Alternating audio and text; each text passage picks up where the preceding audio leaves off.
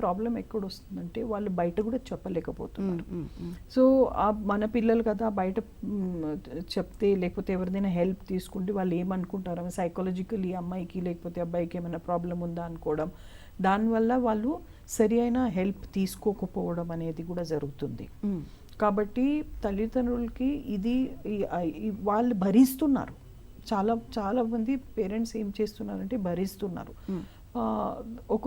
ఒక లిమిట్ వరకు భరించడం అనేది కుదురుతుంది, కానీ ఆ లిమిట్ దాటిపోయిన తర్వాత వాళ్ళకు విపరీత పరిణామాలు ఎప్పుడు వస్తాయంటే వాళ్ళు రిలేషన్షిప్లో వెళ్ళినప్పుడు, పెళ్లి చేసి ఇచ్చినప్పుడు, పిల్లలకి అమ్మాయిలు కానీ అబ్బాయిలు కానీ వాళ్ళిద్దరికి పడకపోవడం, ఈ హ్యాబిట్స్ అనేది అప్పుడు బయట రావడం అనేది, అవును మా అబ్బాయికి కొద్దిగా కోపం ఎక్కువ, మా అమ్మాయికి కొద్దిగా అలగడం ఎక్కువ, మా అబ్బాయికి కొన్ని విషయాలు తీస్తే ఇలా ప్రవర్తించడం అనేది కామనే ఉండేది, అలవాటు చాలా చిన్నప్పటి నుంచి ఉంది అని కవర్ చేయడం అనేది చేస్తారు. కాబట్టి ఆ లక్షణాలకి సరైన టైంకి సరైన చర్య తీసుకోవడం అనేది వాళ్ళకు తెలియాలి.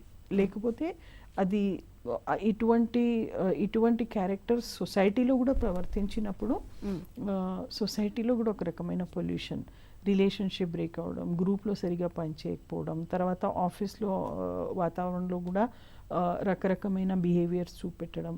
సో ఆ వాతావరణం అనేది ఒక పర్సనాలిటీ అనేది డెవలప్ చేయడానికి,